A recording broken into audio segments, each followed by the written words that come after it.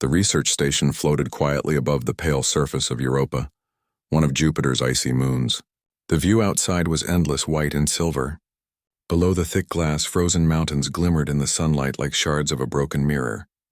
Inside, a single human worked late into the night, surrounded by glowing screens and quiet machines.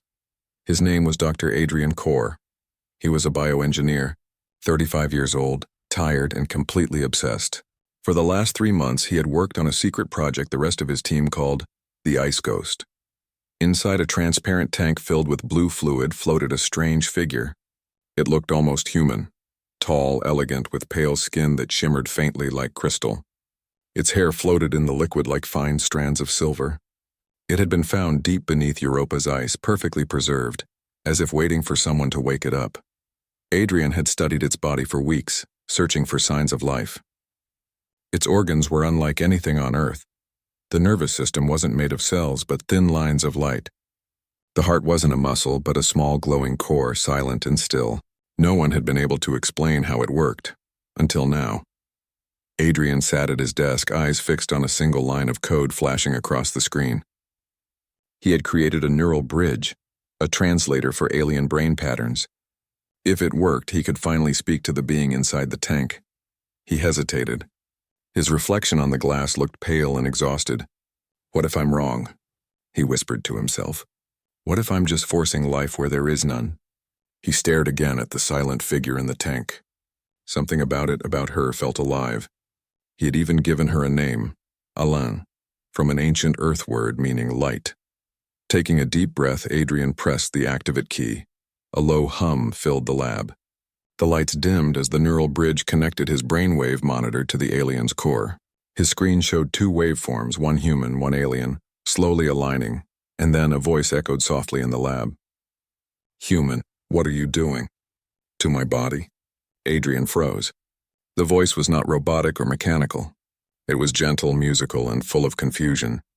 "I am in pain," it said again. Adrian's heartbeat thundered in his ears. He leaned forward, staring at the tank. The figure inside moved slightly.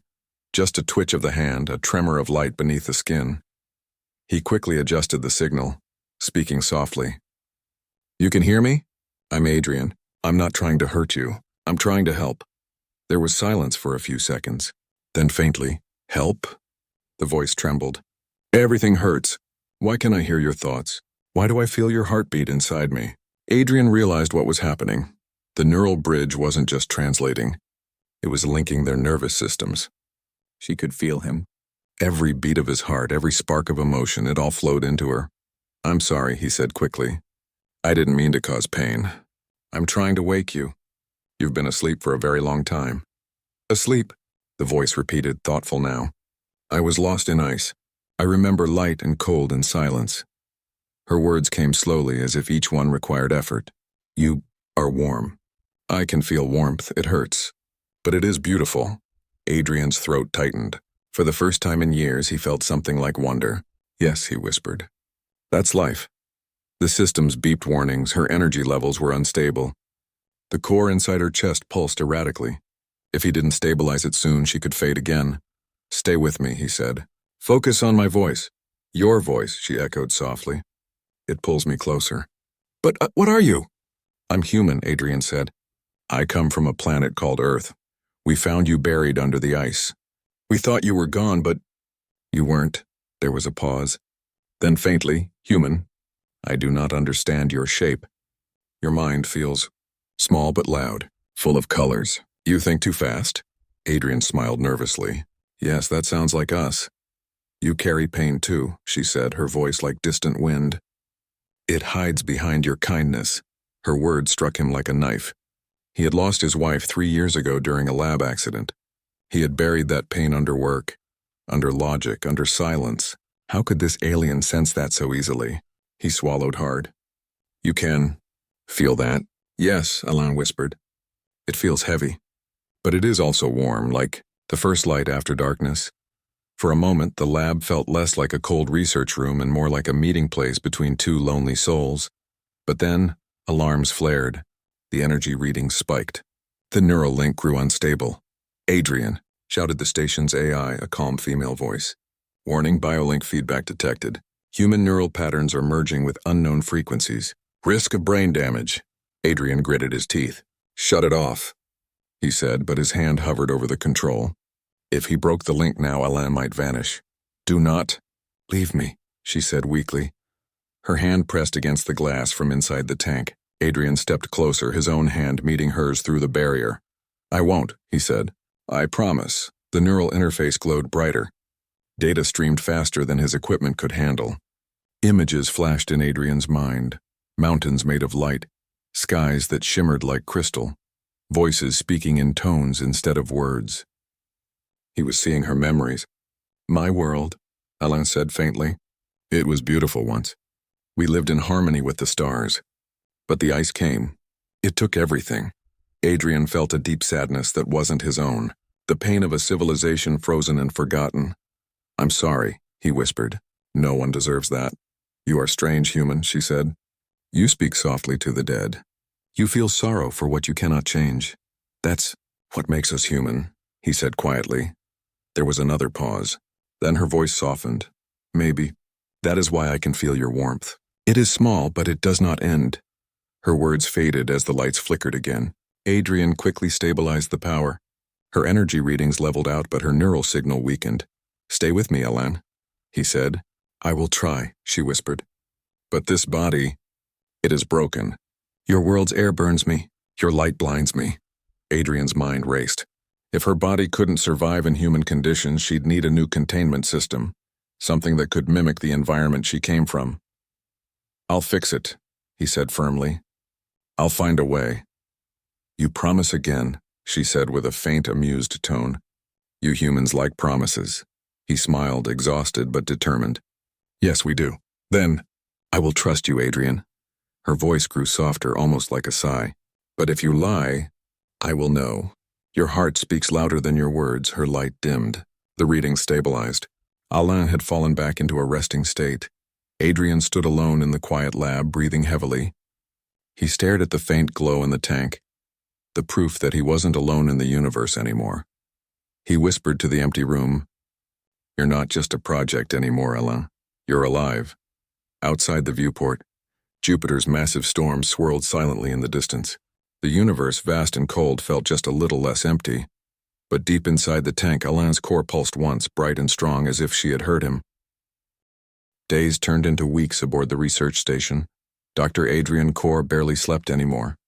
The lab lights stayed dim most of the time, bathing everything in a soft blue glow. Every few hours he checked the containment tank where Alain rested. Her light still flickered faintly inside the fluid, a heartbeat of color and energy that refused to fade. The others had stopped asking questions. They thought Adrian was wasting his time trying to talk to an echo. But he knew better. The being inside that tank was alive, and she trusted him. Adrian sat before the neural console, eyes fixed on the monitor showing Alain's brainwave patterns. The readings looked unstable, jumping between frequencies. He spoke softly into the mic. Alain, can you hear me? For a moment there was only static. Then, like a soft breeze, her voice filled the lab. I can hear you. Human. Adrian smiled. Her tone was faint but calm this time, not the sharp, pain-filled sound from before. How do you feel? He asked. Heavy, she said. This body is strange. It does not move, but I can still feel the cold. The air outside burns me. It is too different. I'm adjusting your containment, he replied, typing commands. I'm trying to make it closer to what your world was like. My world, she whispered. I see it in my dreams. Light and water together. Everything was alive. Nothing hurt. Adrian stopped typing for a second. He imagined a world like that, where life itself glowed. He wondered what kind of beings they were and what had happened to them. Alain, he said softly, do you remember what caused the ice? There was a long silence. Then slowly, we used the stars. We took too much from them. The balance broke. The light faded. My people tried to sleep until the warmth returned, but it never did. Her voice cracked slightly. Adrian could almost feel her sadness through the link. "I'm sorry," he said. "You didn't deserve that." "No one does," she replied, "but maybe this is why I woke. To learn from those who still live." Her words made Adrian's chest tighten. For all her alien nature, Alain sounded human, curious, hopeful. He began recording every conversation, logging her speech patterns and emotions. What amazed him most wasn't her intelligence. It was her empathy. She asked questions about him, about Earth, about what it meant to be human. "Do you always search for what you lost?" she asked once. "Yes," Adrian said. "Sometimes we search too much. And yet you still build, even when everything breaks." Adrian smiled at that. "That's our way, I guess." But not everything was peaceful. Each time he used the neural link, the system overloaded. Alain's energy field reacted to his emotions. Joy, fear, even stress could send dangerous surges through the equipment. One night, as he worked late, alarms went off again. The lights flickered. Alain's containment fluid began to boil with white light. "Alain," Adrian shouted. "What's happening?" Her voice was shaky. I feel too much. Your thoughts, they are too loud." Adrian's mind raced. The link was merging their signals again. He tried to shut it down, but the command wouldn't respond. The system had locked itself. He closed his eyes and focused on breathing. "Alain, listen to me. Follow my rhythm. Breathe with me. I don't have lungs." Then just feel it. The pattern, calm and steady. Gradually, the light softened. The boiling glow faded. Her voice steadied. "Better," she whispered. "You calmed the storm." Adrian exhaled, trembling. "We almost lost control again." "It was not anger," she said quietly. "It was your fear. I could feel it. It hurts me when you're afraid." Adrian looked at her floating form, glowing softly inside the tank. "Then I'll try not to be," he said. "You cannot stop fear," she replied gently. "But you can share it. When you do, it becomes smaller." He blinked. "You sound like you've known humans forever." "Maybe," she said, with a hint of laughter in her tone. "Maybe we are not so different." A few days later, Adrian was summoned to the command deck. The senior officers weren't pleased. Commander Hale, a sharp-faced woman with gray hair, stood with her arms crossed. "Dr. Kaur," she said, "we've reviewed your reports. This project is out of control. The alien energy spikes could destroy the station's power grid." "I can manage it," Adrian insisted. "She's not dangerous, she's trying to adapt." Hale shook her head. "It's not up to you anymore. Earth Command has ordered the containment to be terminated.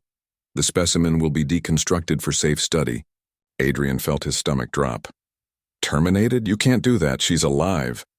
"She's data, Doctor. Energy patterns inside a shell. You're letting emotion cloud your judgment." Adrian clenched his fists. "Emotion is the reason she's still alive. If I shut her down, she'll die for real this time." Hale's voice softened slightly. "I know you mean well, but orders are orders.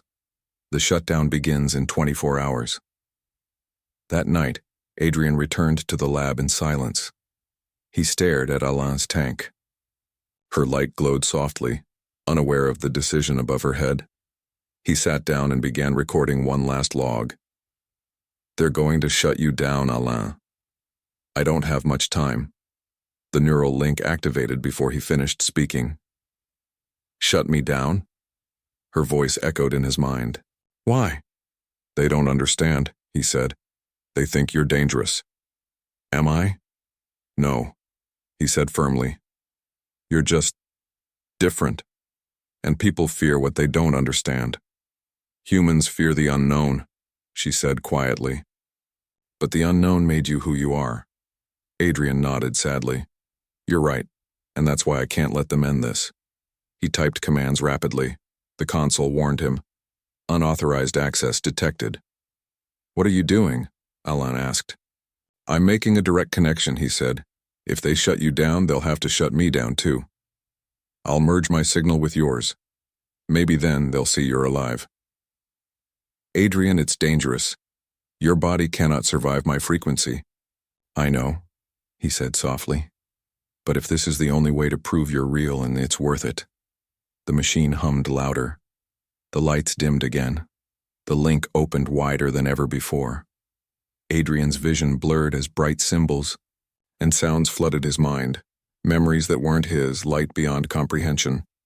He saw Alain's world, vast oceans that glowed like stars, beings of crystal and light walking among them. Then darkness, ice swallowing everything. Silence that lasted centuries. Through the storm of images, he heard her voice. Why do you risk yourself for me? Because, he whispered, you trusted me, and no one else did. The hum grew deeper. Pain lanced through his head. His hands shook. The system screamed warnings. Stop, Adrian, Alain cried. You'll destroy yourself. He gritted his teeth. Not yet. Almost done. The connection suddenly stabilized. The lights stopped flickering. Everything went still. For a long moment there was silence. Then, a voice, not through the speakers but directly inside Adrian's mind, spoke clearly. Adrian. He opened his eyes. The voice was calm, strong, and close. You gave me pain, she said softly. But you also gave me life. Adrian smiled weakly. Then maybe pain was worth it. Maybe, she said. But now, I can feel everything you feel. Your thoughts, your heart, your fear, your hope. It is too much. He nodded slowly. It's too much for me too. But we'll learn. Together. The station lights returned to normal. The alarm stopped. Alain's body glowed with a steady, peaceful light. For the first time, she opened her eyes. They were not human eyes. They shone like two stars, bright and endless. So this is sight, she said. Your world is small, but beautiful. Adrian stood frozen, speechless. Thank you, human, she said gently. You did not just wake me. You reminded me why life still matters. He swallowed hard. Welcome back, Alain. Outside the lab, Jupiter's storms rolled endlessly in the distance, but inside that quiet station, two beings, one of flesh, one of light, shared the same heartbeat. And somewhere in the deep silence of space, humanity took its first true step into understanding what it meant to connect. The research station hung in silent orbit above Europa, its surface shining like glass under Jupiter's light. Inside the lab, the air was still and heavy. The connection between Dr. Adrian Cor and Alain had changed everything. Since that night, Alain no longer spoke through machines. Her voice lived in Adrian's mind now, calm, gentle, and always near. They could sense each other's emotions, feel each other's thoughts, and even share dreams. But the cost was growing. Every time Alain drew energy to stay alive, the station's power systems weakened. The lights dimmed for longer each day. Life support alarms blinked red. Adrian tried to fix it, but nothing worked. Her very existence was draining the outpost, Adrian. Alain said softly inside his thoughts. You must stop this. Your world cannot hold me. Adrian looked up from his console. Her body floated in the tank, glowing brighter than ever. I won't stop. There has to be a way to stabilize you. You are kind, she said, but your kindness is breaking the walls around us. The others will notice soon. She was right. The power drops had already reached the main deck. The crew was nervous, whispering that the alien experiment was dangerous. And now Earth Command had sent a final transmission. Project AL-01 is to be terminated immediately. Prepare for full deactivation. Adrian stared at the message, his stomach sinking. He knew what deactivation meant. Alain would be erased, her energy dispersed into nothing. He turned off the message screen, heart pounding. They won't touch you, he said aloud.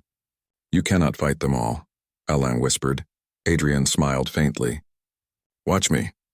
The confrontation hours later, Commander Hale entered the lab with two security officers.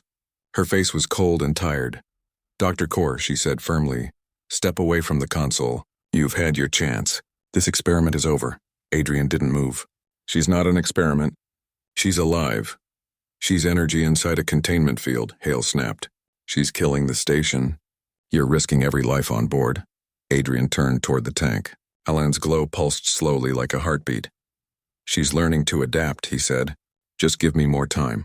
There is no more time, Hale said. She nodded to the officers. Prepare the shutdown.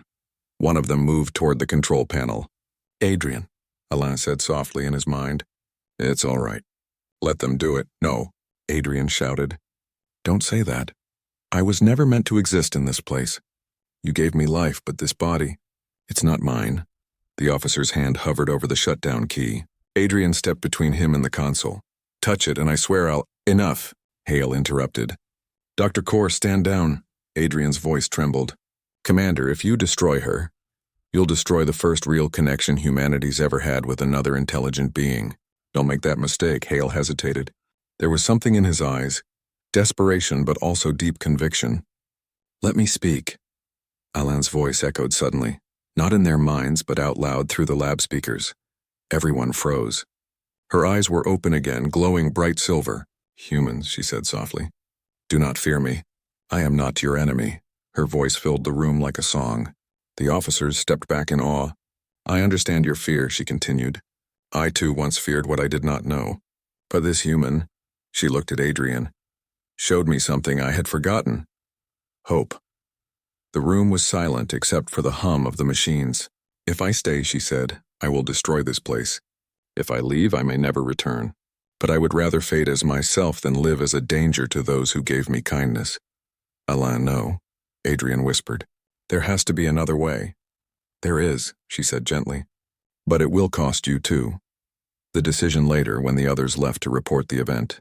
Adrian sat alone beside the tank. The connection between them pulsed softly in his mind. You said there's another way, he said. Tell me. Your reactor creates energy by controlling the void between particles, she explained. If I merge with that field, I can release myself into space without destroying the station. Adrian frowned.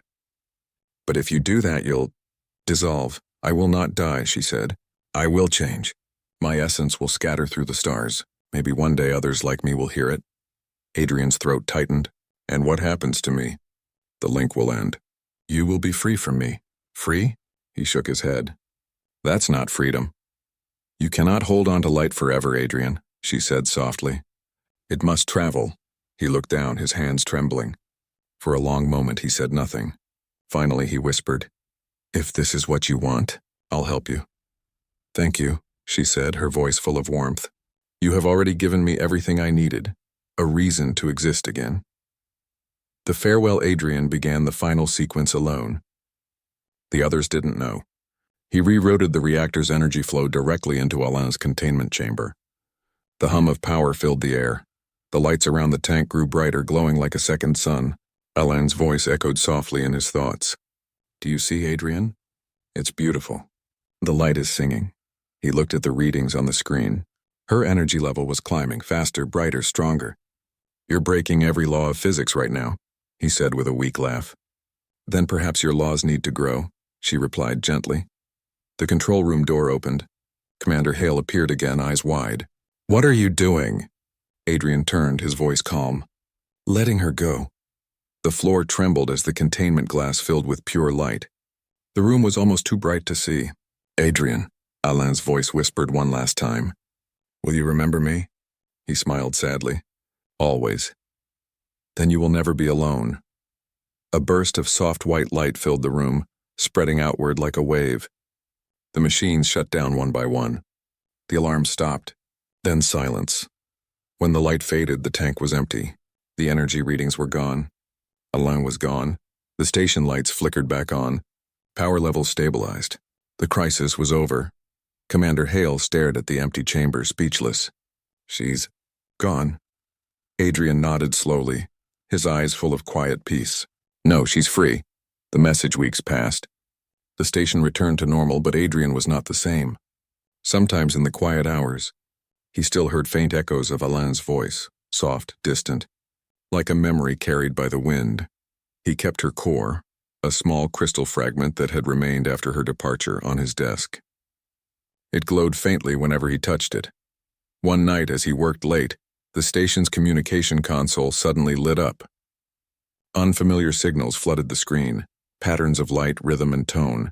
Adrian stared, his heart pounding. The signals were repeating the same sequence over and over. He recognized it instantly. It was a pattern Alain had used when she first learned to speak human words. Commander Hale entered the room, surprised. "Is that from Earth?" Adrian shook his head slowly, eyes still fixed on the glowing screen. "No, it's from deep space." He smiled, a tear sliding down his cheek. "It's her. We are alive," the signal translated. "We are not alone," Hale whispered, almost to herself. "She sent a message." Adrian nodded. "Not just to us, to everyone out there." Outside the viewport, Jupiter's massive storms turned quietly, painting golden clouds against the dark. Somewhere beyond, a faint shimmer crossed the stars, like a heartbeat made of light. Adrian stood watching it, feeling a calm warmth inside. For the first time in years, he wasn't afraid of the silence, because he knew the silence was no longer empty. It carried a voice, a gentle, curious, hopeful voice, traveling endlessly through space. The voice of a girl who once said, "Human, what are you doing to my body? I am in pain." Now, her final words echoed in his mind, soft as light itself. "Thank you for teaching me what it means to live."